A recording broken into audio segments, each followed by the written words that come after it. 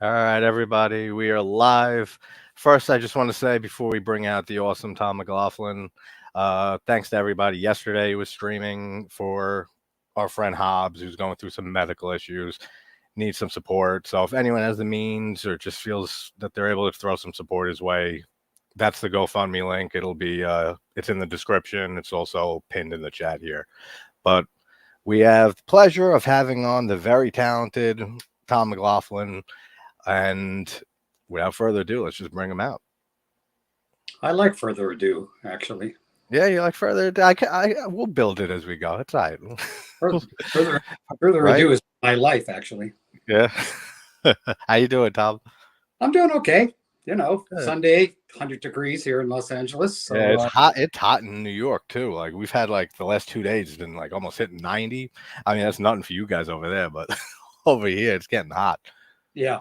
Well, it's so different when it's in New York or any of the Yeah. big where they're not used to it. Usually it's because nobody's got the right kind of air conditioning. And Yeah. I mean, I had that's a problem true. for years until finally I got a house with it. So it makes it far more comfortable. Oh, I can imagine. So there's a few interesting things that I want to talk about too that a lot of people probably don't know about you. But I want to start like I usually do. Were you always a horror fan from a young age, or did you, through the industry and becoming a filmmaker and those sort of projects you got onto, became one later? I'm going to guess you were always a horror fan. Yeah. I mean, when they asked me, what was the sort of defining thing, there's two things. One was as a kid, we had a thing called $1 Million Movie here, and every night at 9 o'clock, Channel 9 out here had the $1 Million Movie, and they would run the same movie all 5 nights. So Okay. got a hold of the Universal Monsters library. So, you saw Frankenstein 5 nights in a row, Dracula, Wolfman, all of them. And it didn't take much to get addicted. And by Saturday, you knew all the dialogue. So Yep. that sort of was the biggest influence. And you see that carried all the way through into, obviously Friday the 13th. It's a Oh yeah. tribute to that whole how you get the dead up, and lightning bolt and Frankenstein, and then Absolutely. a lot of just very kind of gothic, very similar photography in there, as those things kind of taught me. And then the other side, which was the psychological, and the nightmares involved with that. My mother had a mental breakdown when I was 11, and I was the oldest at 11, and I had three siblings that I had to take care of, and I saw my mother go from my mom to somebody else. And that Yeah. experience and going to visit her and stuff and things really put my mind in a whole nother place. And I found myself gravitating to Edgar Allan Poe. So, that became the thing that I would read. I would start to write those kind Yeah. of prose and that kind of poetry. Then I started ditching school. And do we still use that term, ditch? I don't know. I haven't But been to school for forever either. I, I would take a bus and go into Santa Monica instead of going to school. And there was a theater there that ran all the Roger Corman, Edgar Allan Poe movies, the Hammer movies and stuff at Yeah. noon. So I would just hang in for the double feature and then get back, at home in time to make it seem like, I was at school and wrote my own notes. So There you yeah, go. I mean, it worked out. I'm guessing. I mean, it set you on the path to what you went on to do. yeah. So yeah, all the teenage days into the 20s, all my buds, we would all be going to these movies, and sometimes you see three of them in one night downtown LA. So Yeah. you took it all in, and you wanted Yep. you You wanted wanted to know everything. more. Yeah, exactly. That's how just basically how I run this channel. I'm just going to go through any movie and just there's so much out there. I've covered probably 900 movies on this channel. Yeah. And it's Well, just there's never enough. Like there's just always new stuff to watch, and there's new releases, old ones you haven't seen or seen forever. Which brings me to a question which I was just talking to you backstage about. Let's talk about One Dark Night mm, briefly because I saw that movie when I was maybe a teenager or so, and Meg Tilly I love. And then she's in Psycho 2. I think it's one of the greatest sequels, if not the greatest, like horror sequel. and Adam West is in it. And I saw it a few times, like in that period, and then didn't see it again for years until I just threw it on, and I never realized until today that you wrote and directed that. So that Yeah. blew me away. How did that all come about? That came about because when I was 19, I went to Paris. I was in rock and roll all through the teens, which we'll probably get to at some point. Obviously, I'm a billboard for Green Day here. Just so happened to be the shirt I was thinking earlier. I I like put Green my Day. own band on here, so at least I would be pimping that. But I love Green Day, and Oh, they're good. I went to Paris to study mime with Marcel Marceau because I wanted to be a lead singer that was different from Jagger, that was different from Roger Daltrey, all the guys who were my heroes. And so I thought by learning this art where I could do things, different, in terms of stage performing would be great. While I was there, the horror side of me said, I got to go to the catacombs. Yeah. So I did down these stairs that they had in those days, which was this long spiral thing, and they gave you a candle and, went off with the group. Well, I broke away from the group, and I started walking down. You got to explore on your own turf. You can go around and explore it. But, the image you see of Meg with the candle, I mean, that's where it came from, this time the dead are behind the marble. I love the mausoleum shots and stuff. The cinematography is great in that movie for whatever the budget was. I mean, it looked really cool. 800,000. Yeah, I mean that it looks great. There's great effects in it, like near the end, like with the corpses and stuff coming alive and the face melting off some of them. There's really good stuff in there. So anyone in the chat or sees this in the future hasn't seen One Dark Night, it's cheesy. It's early 80s, horror film, but it's got a lot of charm to it. And it's got Meg Tilly, it's got Adam West, and then cool effects. Fun story. The thing I was pissed about most of all was that we got a PG. And we didn't want a PG. We thought with the gore and the maggots and all that stuff, for sure we'd get an R. But the Motion Picture Rating Board went, thank God somebody's come along and made a scary movie, but didn't have to put all this blood because there's always with all the slashers craze that was going on. Didn't require sex, it was really about bullying, getting bullied, and then also that claustrophobic aspect of being in some place you can't get out of. And that's one of my biggest fears in life. Oh yeah, is being somewhere where you can't get out of, or being lost, or like you're just losing touch with reality completely.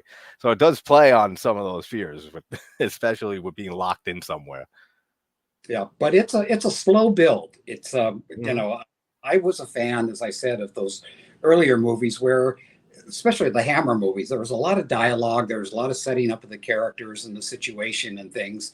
And then pretty much the last 30 minutes is pedal to the metal, horror and claustrophobia and jokes. Because again, that's something important to me, to get the audience to laugh as well as scream.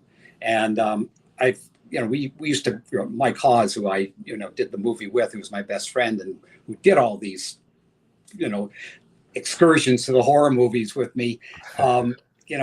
Basically, we sat there and said, what can we do that made it really, really kind of unique? I mean, you can see all the Gothic inspirations in there. Yeah.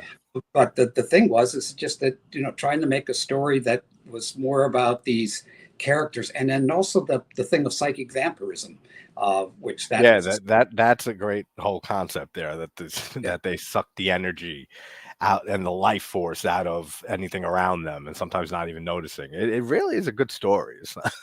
People definitely check it out who haven't seen it. Very good. But I want the mime thing was something I was going to say that I'm sure not a lot of people know. I didn't know because you were on a friend of mine channel like a year and a half ago, Gareth at Video Tasties. And I heard it then, and I said, oh, okay, that's interesting. And you explained it just like you did. The other thing I think some people won't know unless they're like a decently large horror fan is you played the salami bear in Prophecy, you and somebody else in '79, right? Yeah, Kevin Peter Hall, who went on to be Harry and the Hendersons, and of course he was the dearest guy, 7'2". Going to places with him was always a very interesting I could, yeah, experience. People go, "Holy shit, we're basketball." No, I don't play basketball. You don't play basketball, But he just had one of those spirits that you just kind of love this guy, and it really broke my heart when he passed away. I was really yeah, looking forward to spending a life with him, yeah. or going to places and doing things like we were doing. And he really, him and Rick Baker. I remember there was a kid that was dying, and what was that? There's an organization that grants last wishes. Like I know what you mean. It's I can't it's not a cancer thing, but it is like Make a Wish Make a Foundation. wish. There you go. Yeah. And Rick got a call about the movie, and he called Kevin, and they put Kevin in the whole outfit, and they brought Harry to the hospital, and of course the Yeah. kid was in on cloud nine, and that's the kind of Yeah. stuff that Kevin would do, just and anything that was of the heart. Yeah. Oh, that's great to hear that. Yeah, I always thought that was great knowing that that two people played, parts of that. Is there any specific parts you remember that you were playing more? I guess more of it when it wasn't upright. Yeah. Well, Kevin only had the wide shots where, like, where you would see like the Jeep, that was Mhm. driving past, and he would swat, and then you'd see all the effects of the van going, or the Jeep going over and stuff. Pretty much everything else was in closer angles, which was me. So Okay. I was inside the suit, which weighed 150 pounds because of the Yeah. hydraulics to make the head, move, and the eyes move, and the mouth, go up and down. If I knew if you were going to talk about this, I'd show you the head that. Do you get asked about prophecy often? Well, a guy just sculpted it for me, and sent it Oh to yeah. me, Schaefer, and he did an amazing job. But it was like, at the time, it was like a job. I got to work under John Frankenheimer, who I thought was an incredible director, and because of my mime training, I was Captain Star and the Black Hole, and I was the Jabberwocky in Alice in Wonderland, and I was the mutated bear in Prophecy, and I was the robot in Woody Allen's Sleeper, and a teddy bear in Lily Tomlin's Invisible Shrinking Woman, Incredible Shrinking It's Woman. it's Incredible. cool to have all those little, just iconic roles to the people in that genre or in genres and stuff Yeah, that know those. and That to nobody's be seen. like, oh, I played this, I played Yeah, that, I was in that nobody. suit. Yeah. Yeah, you can kind of come and go, but for me, it was a great way to learn about film, to be in there and Yeah. and get around everybody's different department and kind of learn what works and what doesn't work. Oh yeah, for sure. We have Johnny. Thanks for that $2 super chat. Hey JT, Tom, how was Tom Matthews? I like his work. How's Tom working Matthews. with? You start talking about the cast in my Friday. It's like I'm going to be talking about my best friends. Yeah. Here we are 38 years later, and we are in touch with each other. I'm not exaggerating, every week, Oh, whether I can it's imagine. texts, funny, TikToks that we'll send, FaceTime and stuff. And of course, if we go to the same conventions, which happens a lot, Yeah. once again, it's me hanging with CJ, with Tom, with Darcy DeMoss, Tom Fridley. I mean, it just goes on and on, of the cast. We somehow all clicked, as Yeah. friends when we were doing that in, the wilds of Georgia. And as the years have gone on, we've just stayed in touch, which is very, very rare in this business. And, Yeah. I've done 42 features at this point, and I don't have that kind of relationship with any other, group of actors as I do with these Yeah. guys. We have a chat here. Hello, everyone. Mr. McLaughlin. Just want to tell you that I am a big fan of your work and have fond memories of both One Dark Night. See, we got another One Dark Night fan, and Jason lives theatrically. Thank you, sir. Thank you. Very nice. Thank you, Jim. So yes, so since we started on the whole Friday universe, and going back to what you said when we were talking One Dark Night, how this comedy in there is very important. You have laughs and scares at the same time, which is, I think you do excellently in everything I've seen from you. Is you pretty much reinvented the Friday series. I mean, I'll pretty much say I don't think we'd still have movies going and projects going if it wasn't for Jason Lives, for just switching it up a bit, because after 5, people were not happy with that one. I mean, No. I like it, but we all know how it went over with everybody. So when it came around to you, or that they were looking to change it up, how'd that all start? Well, first off, for all of you who really love 5, because there are a camp, and my girlfriend Laura, that was the first one she saw, so that was her favorite. Then when she saw mine and kind of went on my website, saw I was also kind of a, hard rocker. The two of these elements, came together. So since we've been together, it's been great because, of course, she's more 80s rock, and I'm more, 60s, 70s, well, all on through, to be honest. There's nothing. That's how I am too. I don't like. Try to find merit in it. And the same thing going to see movies. It's like, I cannot criticize something if their hearts are in the right place and they tried. And you guys don't know how many other chefs get involved. I was incredibly blessed with my Jason Lives that I was left totally alone. Frank Mancuso Jr. basically said, we lost our audience on the last one. They don't want Tommy to be Jason, and they really didn't like the fact that it wasn't really Jason in part 5. So, that they just go in and bring him back from the dead. And I go, okay, I think I know how to do that. What else? That's it. The rest of it, it's up to you. So I really just wrote the script and, got to direct what I wanted to direct. The only thing we had to take out and not shoot was I introduced Jason's father at the end of the movie. And Frank said, look, that's the only thing that, I think it's cool and I think the audience would love it, but there's going to be those people that are going to go, so what? Part 7 is going to be about Jason and his dad. Okay, yeah. We can't take that risk at Paramount. So, let's just take that out. And then, of course, years later, Vengeance 2, those guys asked my permission to do it. I said, of course, I would love to see it. And then I got CJ to play the part, as Jason's father, which was, I think, cool. But yeah, normally when you get into these things, as I said, you go and see a movie and, you're looking to just go in there and love it. And then when things kind of take you out, you sort of have to go, was it the filmmaker or was it that there were just too many people? And I sort of feel that about the new Halloweens that, by the time, he did the second one and the third one, I don't know how much say-so as a director he had. I would agree with that.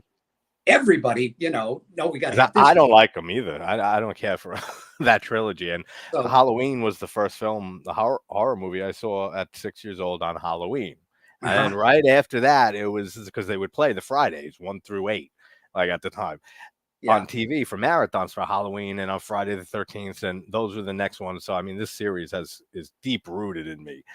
And just, it's amazing that the fact that nobody, even I'm guessing at like that level where the franchise was, like in the 6th movie, I'm sure you guys still didn't see how big that movie was going to be and how much it rejuvenated the franchise. I swear to all you guys out there, I thought you fans would hate it. I really did. I put everything I could think of in there that I thought would be entertaining from my history of going to movies. And, because we had crowds in those days that cheered and booed and got up and down in their seats. Popcorn, like I saw the opening day of Halloween, on Hollywood Boulevard with a crowd that had no idea what they were going to see. And it was incredible to see an audience go nuts like that. So I tried to weave certain things in there, like the American Express card, because I knew somebody would say, don't leave home without it. And they always did. We just had a screening a month ago and it, once again, it came of course. Out. That's something that's never going to go away. Did you, in any way, do you feel like that dates the film in any way, and that any part of you regret putting that in there? Probably not, because it's still funny. It's fun. It's become sort of part of the consciousness. Like the essence of the film in a way. People know that, but most of it is, the reference to No Exit, still gets a big laugh with that. So I put all these things in, and much to my upset is that they released it the weekend after Aliens, Jim Cameron's Aliens. So if I was a Friday fan, And I felt pissed off that part 5 wasn't what I wanted it to be. And I just saw Aliens on the opening day because I would do that. I would Yeah. be saying to my friends, fuck part 6, fuck Jason Lives. Yeah. Let's go see this again. You've not seen this. You got to check this out. Yeah, So, let's go on the Aliens bandwagon. Yep. we came in number 2 instead of number 1. So there was sort of this, geez, we didn't do what we always did. So I felt bad and kind of just figured, all right, it's going to play maybe 2 more weeks and then it's going to disappear and you're never going to see it again because you couldn't show that on television. There was no, DVDs or, VHSs and stuff. I think maybe beta might have been just beginning, but you didn't really see there was going to be a future in any of that home entertainment stuff. But that, thank God, has made that movie, the fan favorite year after year after year. I mean, my favorite is part 4 because I thought Joe Zero did a great job. That's mine too. It's my favorite slasher film ever made. Yeah, I think that when I saw all of them back to back, which I had to do because I'd only seen the initial one, the first one. Okay. So when I saw them all, I went, okay, I can't do this serious part 6. I got to have fun with it. I got to take a shot at the fact that it's become a franchise. What else is a big franchise? Oh, James Bond. So put the little Bond thing in. So a lot of it, was a bit tongue in cheek, but making fun of it. It's very well written, though. It's very well written, and that's how. That's why when I asked first, were you always a horror fan?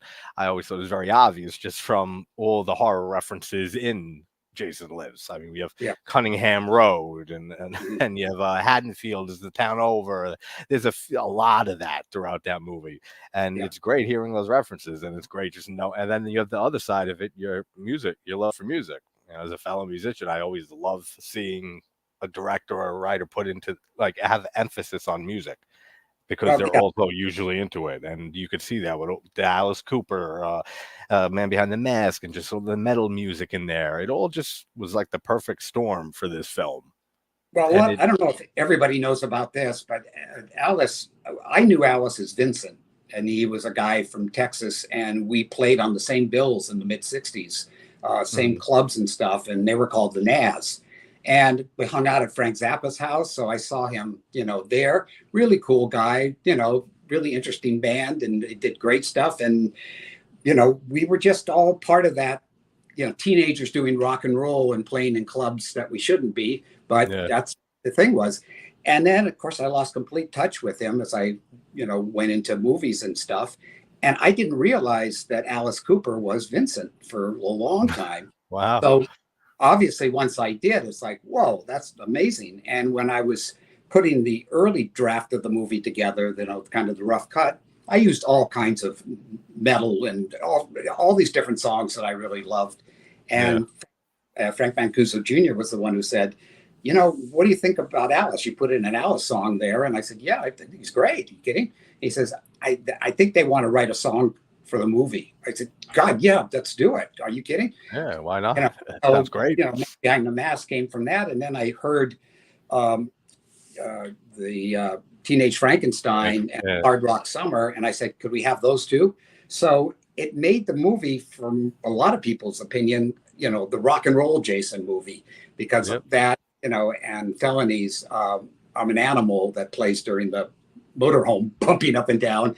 I mean, it gave the movie kind of a much more rock and roll edge to it. Oh yeah, a total different energy to it. That it worked. It worked very well. And like you said, most people I talk to, 6 is either their favorite or it's in their top 3 in the whole franchise. And there's all of those reasons that we've been talking that attribute to that, I'm sure.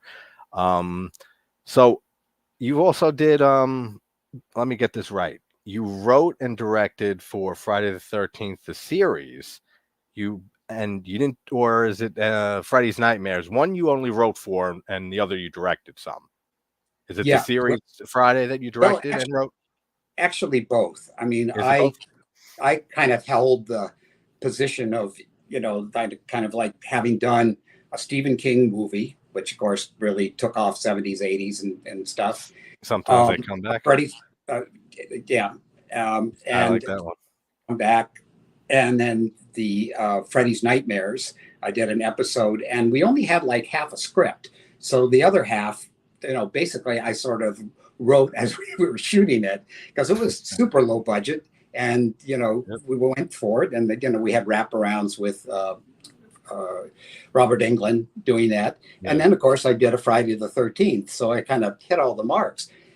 Then Frank asked me if I wanted to be, a part of the Friday's Curse, which was initially the title, and then it became Friday the 13th, the series.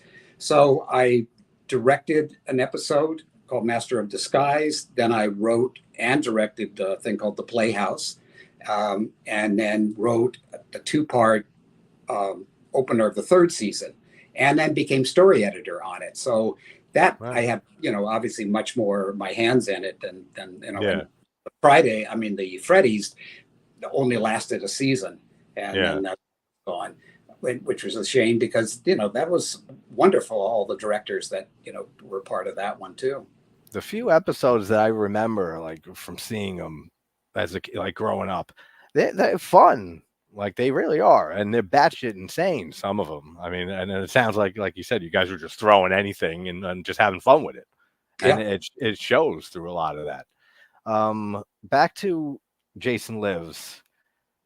When it came to casting Jason and getting CJ Graham, who we know initially wasn't Jason, was there anyone in particular you were looking for or had in mind, or how did that whole casting of Jason that finally got us to CJ go? Well, the in the wonderful world of no matter how much money you have, they want to do it for less. And part of that for the Jason role was we want to get a stuntman to play the part, because then we don't have to, hire a stunt coordinator. He can do his own stuff.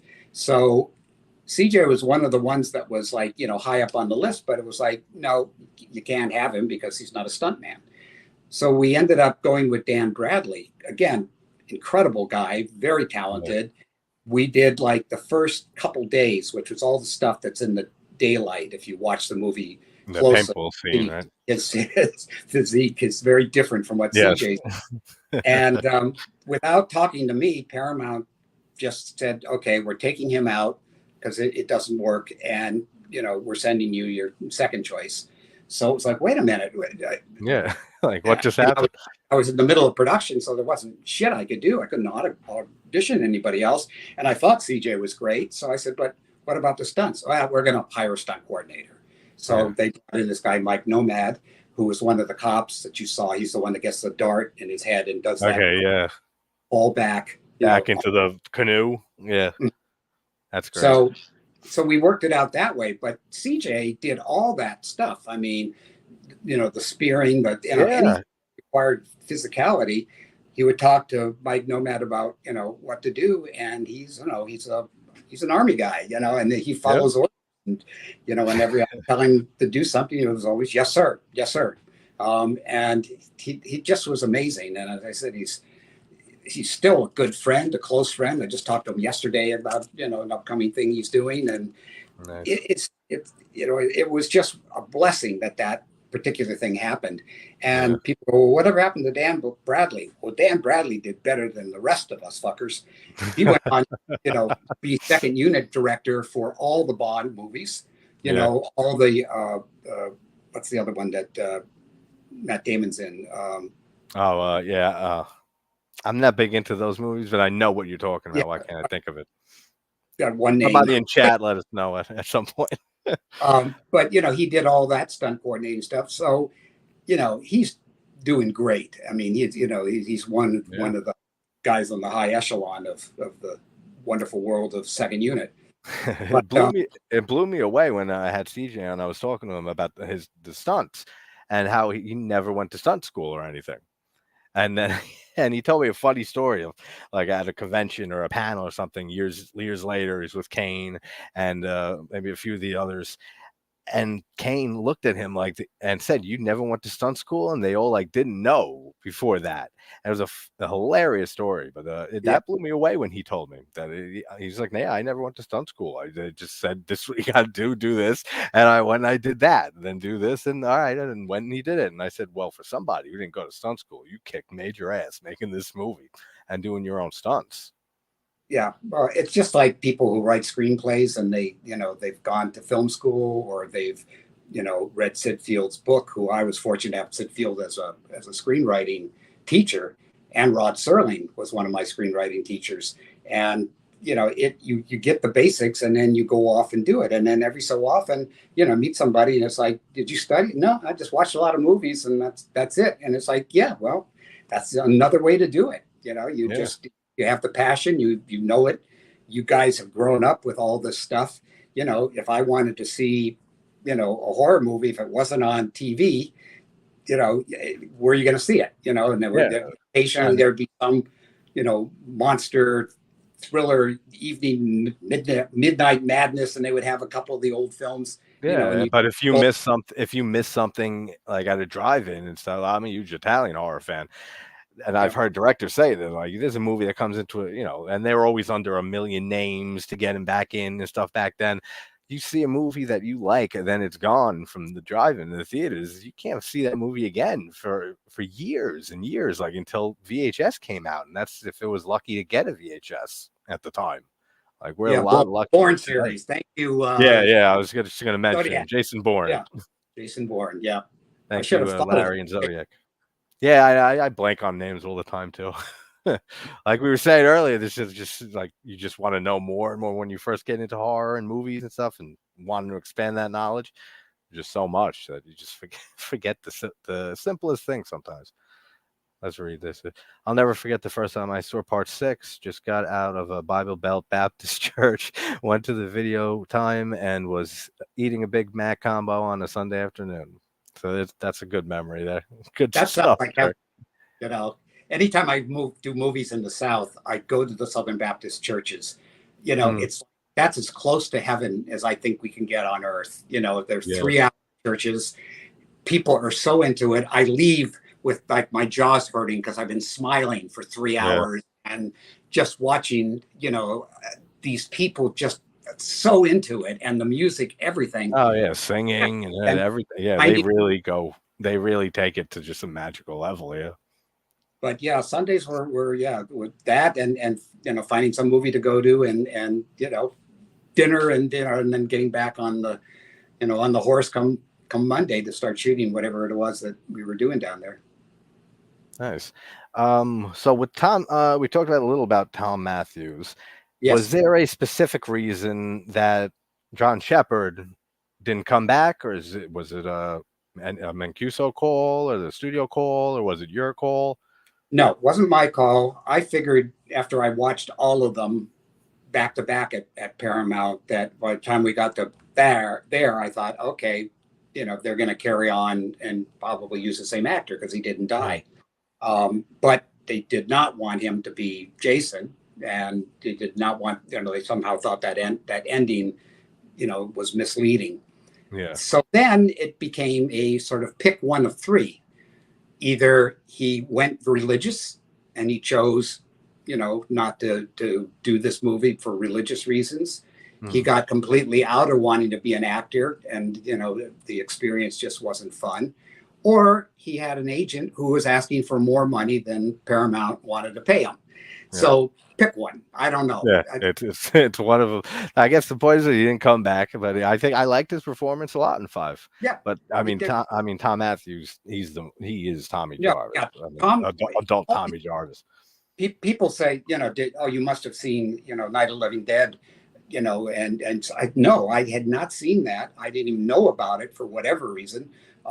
So Tom came in the door, and I just immediately sparked to his personality, his look.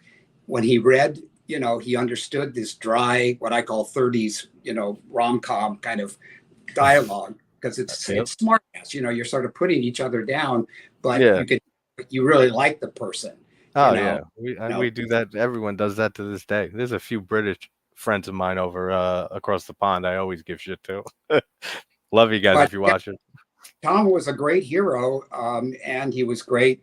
Him, and her just bounced off Jennifer and Cook, and him just really had a great chemistry together. They do on screen, especially. Yeah, you see it. and it's heartbreaking. She doesn't want to kind of have anything to do with all that stuff anymore. She's a mom, and she's up in Utah, kind of away from the whole scene. And I think they got her for like 5 minutes on one of the special features things on one of the maybe that the like 4 or 5 hour Crystal Lake Memories one. Yeah, like that was mega one. That might have been it. Just because of how big it is, I'm sure they reached out to everybody that they possibly could have. Yeah, but that's a great documentary. Yeah, it is. Her and Reese, played Kitty. I mean, not Kitty. Played. I'm confused on Dark Knight. What was her name? I know. It happens all the time. I just blank on names. I'm good with remembering stuff, but then like when I'm recalling a name, talking about a movie, it's the worst. Was it? Yeah. Okay. Yeah. Like the heat will do it to your head out here. It just bubbles and disappears. But yeah, the two of them, and I think because she was on a soap opera for years, and she did not want that association, with a quote slasher film, unquote. But I'll tell everybody out there, I did not go out to try to make a slasher movie. Absolutely the opposite, to be honest. It was a monster movie about an unstoppable killer. He had an agenda, which was to get this bastard that got him up out of the dead. All the great monsters, Frankenstein, Dracula, the Wolfman, did not want to be what they were, and Jason was fine being down there. It's like he was done thing with his mother, and he was fine. So comes this Tommy Jarvis asshole that ends up bringing him back. So of course Tommy's got an agenda, which is he's got to stop him somehow because he started all this stuff, and Jason's got to go after Tommy, and anybody in his way went down. So I was trying to structure it more like a thriller. Movie, and then try to have the comedy and the likability of the characters. So it wasn't like a lot of the movies that I was seeing, and those times, there'd be people in the audience going, "Yeah, kill that bitch! Yeah, kill that!" Yeah, exactly. And that's something that I think is a common thread in everything I've seen of yours. Is especially going back to One Dark Night, the same thing. Even though the three main chicks in the clique that are putting Meg Tilly's character through all that and making her stay in the mausoleum, they're still not to that level that like you hate these characters or anything. Like they're very likable characters, and it's the same thing with Jason Lives too. Like I can't recall offhand how many arguments between camp counselors there are in the series, but you don't see any of that really in Jason Lives. It seems like everyone's getting along like good, except for Jason killing everybody. That's the only exception. Yeah, and I mean, sometimes he's like with the Tony Goldwyn character. He's provoked. Tony comes out there with a gun. And starts to challenge him, and he breaks the headlight, and it's like, okay, get back, run, do something else. You're in my way on the road, and of course, he doesn't. So there's those situations, but then there's a lot of him just somehow that bouncing motorhome bugged him, and he went over and pulled the plug and then continued on from there. So, I mean, that kind of dark humor is something that I love when I see that. I have my humor is very dark. That's some people know this. Watch it. Yeah, the darker the better sometimes for me. But I think that's just the combination of the humor and actually the special effects work. Let's talk about that. I've seen some of the uncut kills, like in whatever condition that they are, nowadays. But I mean, it's got to suck, right? Like having your film cut in any way like that. How many times did you have to recut things and send it back? Like, what was that whole annoying process like? Well, we did 9 screenings for the Motion Picture Rating Board, and but again, I went into this eyes wide open. Yeah. Right? Yep. And because Frank said they're going to mess with you. So I'll tell you right now, if you think you're going to have, guts and entrails spewing out into the lens, which is something you weren't really looking for anyway. I wasn't. Yeah. And the first rule for me was I'm going to kill equal amount of guys as girls. I think I ended up even having more guys, 1 or 2 maybe. I don't know. But then the other thing is that the kills were going to be supernatural sort. Something you could not imitate. Yeah. I mean, the closest thing to going, well, I guess you probably could if you're strong, is the knife into. Yeah, in court. Other than that, I mean, to push her head through, to I push, love that effect. to bend a guy backwards, all this stuff really required quite a bit of strength. And so I wanted the kills to be that. But again, it was on the level of, oh, that's, squashing the head.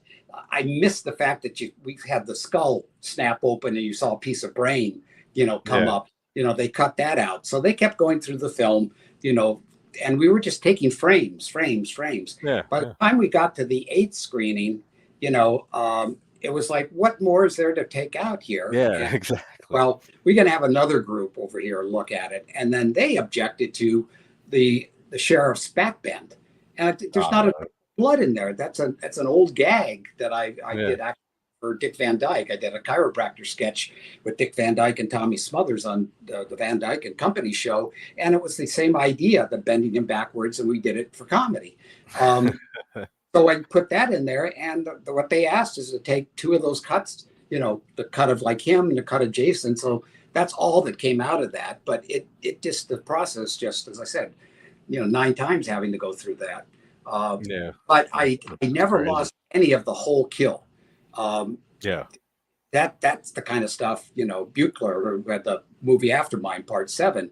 He lost so much stuff because he's a makeup effects guy, and so he really went for it and did a great job. And that's stuff that was on Kane Hodder and things. I mean, that makeup and things was incredible. So that's probably my favorite look of Jason is part 7. But that part 7 got even more butchered, and like you said, would be all right. My friend Larry's in the chat. We just had this not a debate, but I was saying, is it Buechler or Buechler? How do you say? I'm sorry. Did I say? Yeah, I misspelled. I mispronounced. Is it Buechler? Buechler. Buechler. All right. So I always thought it was Buechler for some reason. So Larry, you were closer.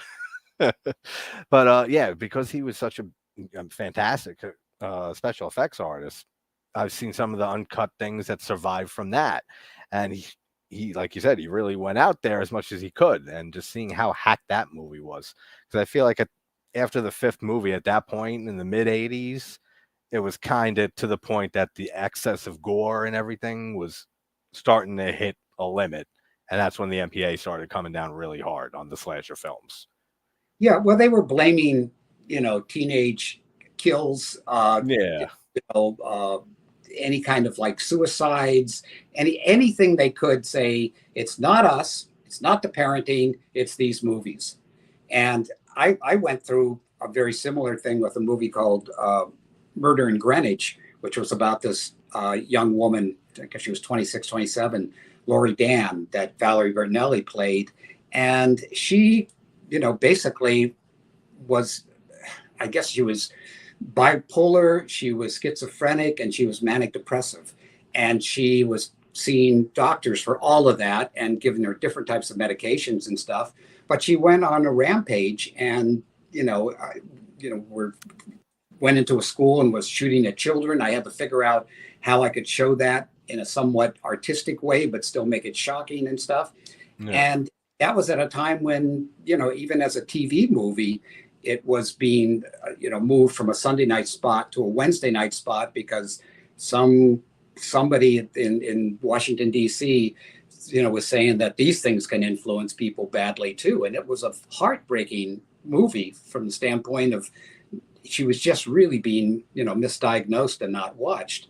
So in the 80s, it was that same sort of thing is that, Rob Zombie's music or Marilyn Manson, was like corrupting. How he got Marilyn Manson got blamed for Columbine and stuff. I guess it just cycle just keeps going every generation. The same. So they always need some. Yeah, go ahead. You guys got to imagine when I went and saw Terrifier and Terrifier 2, how I went, I can't believe how far we have come. I know, right? A million years would you get anywhere close to that? But now, of course, you can release things without ratings, like the nature of violence. I It's like, still oh, need to see that, and I'm dying you to haven't because seen that? Oh yeah, no, you I got. know. I'm hearing it's excellent, and the kills at least I'm hearing are excellent. I'm hearing a Yeah, little mixed otherwise, but I'm hearing yeah, some of the kills are I insane. agree. I mean, but and again, I don't know if this is true or not. This is just me saying this, so don't take this as any kind of Yeah, Bible. yeah. But they've No, got funded. I'm holding you to it after this. If They got funded by Canada, the government of Canada, to make that movie. So they made it so it's like we're doing an art movie, that is like, something that where they didn't, you were with the killer. It wasn't through the point of view of the killer, which everybody's saying, yeah, you're seeing through his eyes. No, you're not. You're behind him. You're eavesdropping, watching this okay. guy.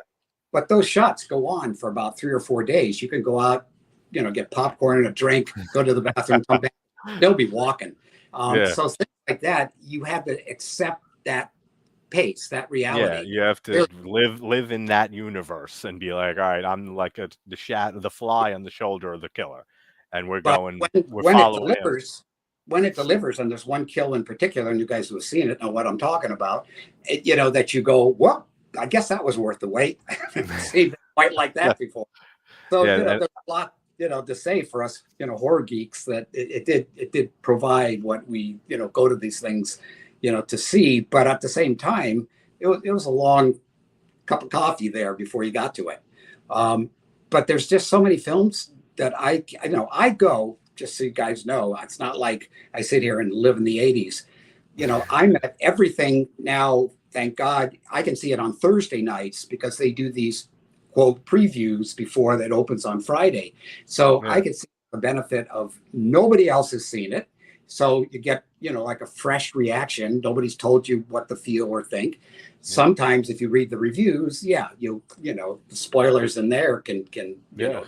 shade That's you. why I don't watch But I try trailers at all. I always. don't. I like being blind and going into a movie as Yeah. blind as can be. I don't want to hear anything about it. Like sometimes you can't avoid it, obviously, depending on how huge the movie is. But I never watch trailers because I Yeah. just, like you said, I like to go in and have my own fresh experience and opinions on it, and then stew on it a bit before I'm all right. This is how I feel about it, and I can do a review and talk about it with people.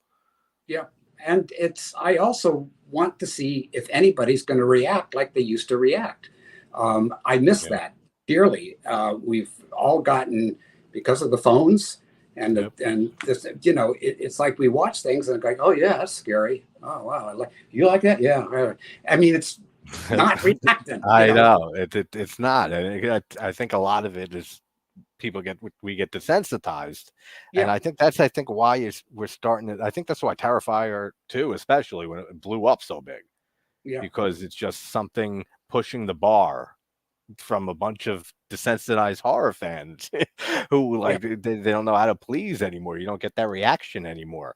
But there's that brings me to a question actually.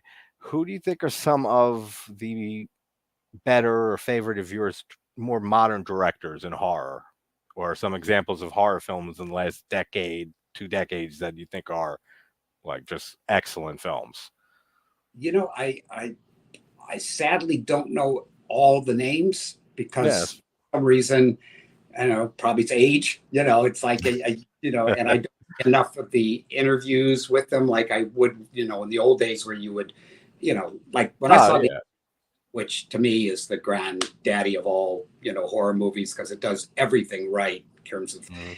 caring and what it did to an audience. I mean, Oh you yeah. guys out there don't know what it's like to see people go up the aisle throwing up as they go, men passing out. And the men were passing out with, when they were doing like the, putting the needles in the arms or doing stuff because it Yeah. created such a incredible air in the theater that Yep. the simplest thing, could set people off.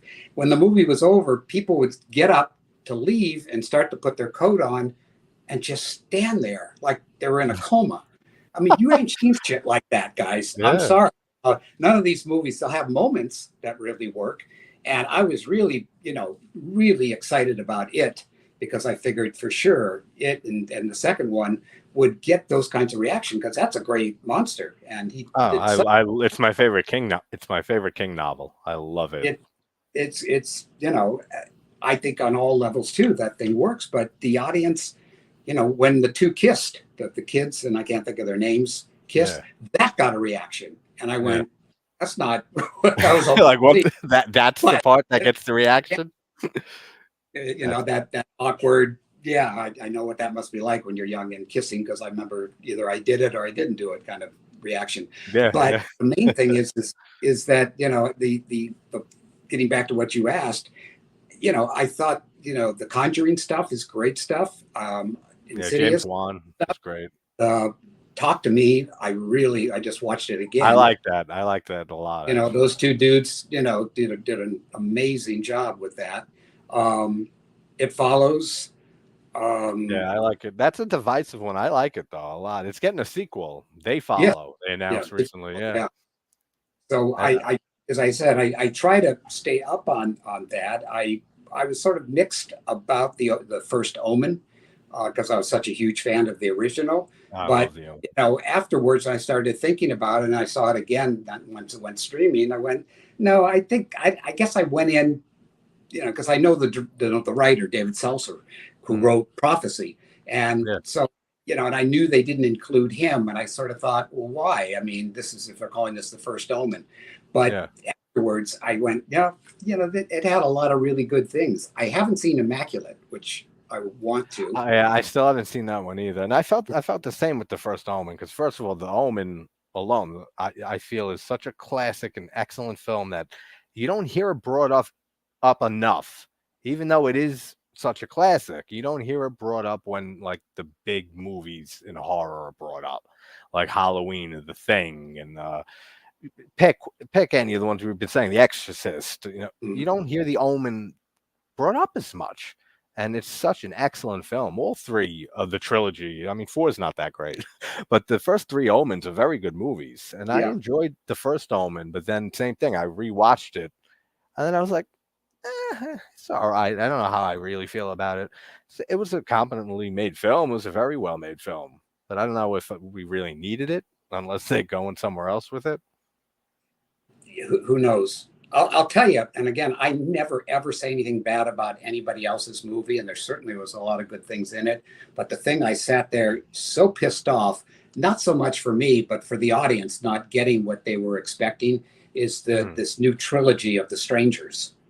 And the Strangers was terrific. I thought it just was such a scary notion. And they did this brilliant thing of they go out on a date, and he proposes to her, and she fucking turns him down. And they go back to the house, and it's all decorated, we're going to get married and shit. Yeah, I know. And he's just awkward as can be. All that goes to hell with, the knock on the door. So this thing, Rennie Harlan, he's an amazing director. I didn't like The Strangers Chapter 1. I just saw it like when day came out, day after. I don't know why it exists, unless like they go somewhere really good with the other 2 chapters that they're headed. Yeah. I mean, it was pretty much like the first film, and Bertino has such a flair and style to him. Yeah. That in the original that just like shines throughout it, and the attention, like music with the record skipping in the original, that's so effective. And the Chapter 1 was just like a beat for beat, like copy for the most part. Yeah. And it, and I mean, copy it, but make it as good, some way. Yeah. Little twist on it that if you saw the first one and you think he's going to come through here, and comes up through something else. Exactly. I mean, but it just, as I said, it angered me because these are all people who, obviously were trying to make a good movie. I don't know if he was shooting so much because they did them all in a row. Together. The thing is, with that kind of a trilogy, I know they didn't do that with the Halloweens, but this seemed to have that kind of, let's get through this and set her up for being in a for these next 2, so we can get into the next thing. So just things like that just bother me because it doesn't seem like they're being respectful for the audience that's coming. Yeah, and it's like you just said. It feels like, I mean, it is called Chapter 1, but it's like it just follows the original so closely that it's like if you didn't have anything more original to do with it, then why do it in the first place? Like Yeah. at least the sequel, if you've seen Pray at Night, the sequel to The Strangers, I like Pray at Night more than the original. Actually, I think Yeah. it has a lot of style to it. Also, there's great camera work and shots in there. It should have just been those two for me, but I can't say that until we see the second and third one and see how that turns out. And then there's always an audience for anybody for anything. So I'm sure there's people who love it, and Yeah. good for them. And I'm glad. it's the same thing. Like for those of you who are fans of the fifth Friday the 13th, Yeah. I was sitting. This is not bullshit. I was sitting next to Quentin Tarantino at these Masters of Horror things that Mick Garris puts together, and he turned to me and he said, I really like Jason Lives. I think you really made a great movie and stuff, but the best Friday the 13th is part 5.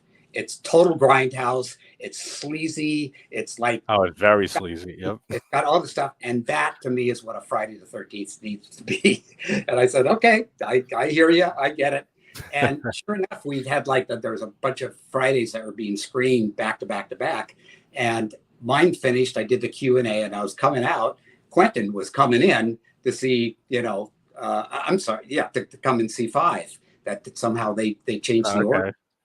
So, it was, I said, so you are a fan. He goes, yeah, I want to see it with the crowd. But he's amazing. And when he has an opinion, it's the opinion. It's yeah. It really makes you start questioning and say, all right, I see exactly where he's coming from. Yeah. Dirk here, he brings up a good point. Have you seen When Evil Lurks or Terrified by Demian Rugna? Because he's an up and coming he's a great director. I love it. Yeah. That blew me away. There was so many things in that I went, oh my God. It just, my girlfriend who loves that kind of stuff doesn't want to go back. That experience was more than she wanted. That's how you know it's effective. Yeah. I mean, that's a very unique take on the possession subgenre, which, like we were saying with The Exorcist, I feel like you can't capture. It's not a subgenre you can expand on that much.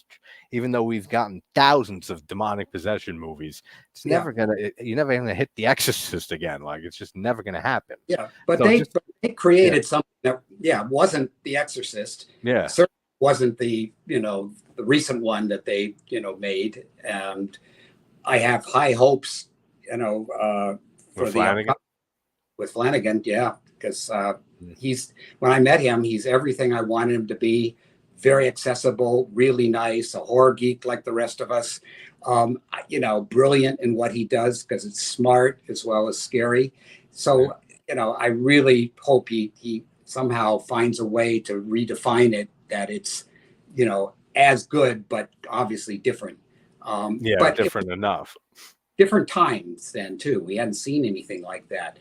Rosemary's Baby was the movie, and then obviously when The Exorcist happened, that was like, whoa, and how do you copy that? The Omen did the same thing with something that was biblical like that, but obviously much more about performance and what this means. Yeah, and the shock of what you're seeing on screen, like in The Exorcist. I mean, it's just a movie, and I have extreme hope in Flanagan. I've loved him since Absentia, his first film.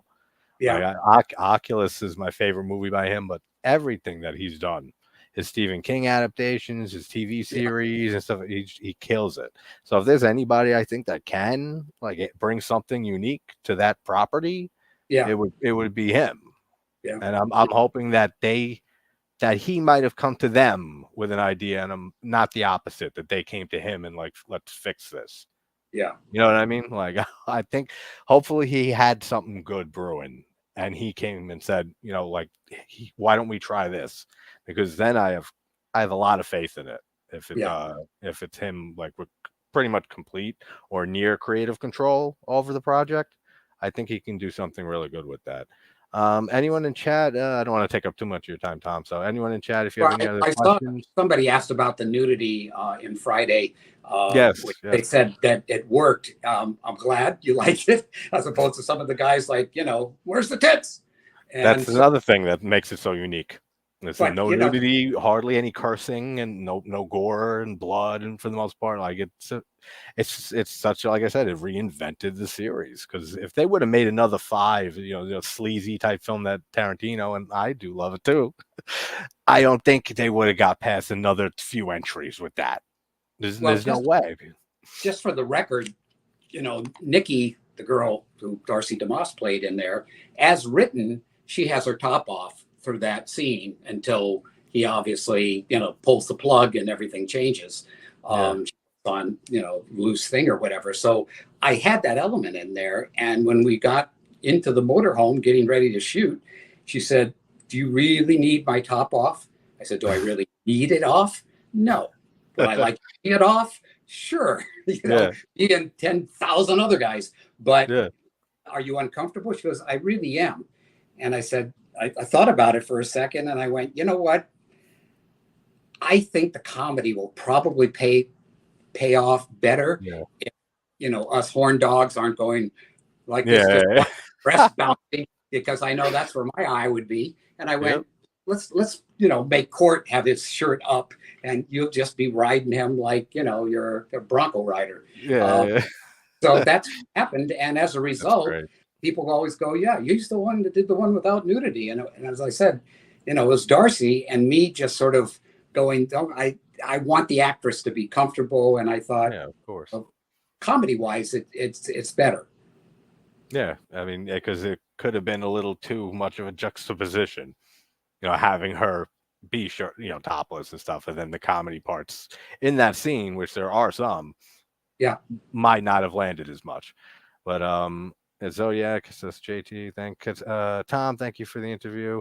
Tom, thanks so much for coming on, man, giving your time here. Everybody in the chat, thanks for hanging out and listening. Everyone in the future, thank you guys for listening. And again, if anybody, have the links in the description for Hobbs to help our friend in the community out. So if you can, head over to those links. But absolute pleasure, Tom. If you want to hang out for a second after I end this, I'll thank you again. So thanks, everybody. Take care, guys. Bye.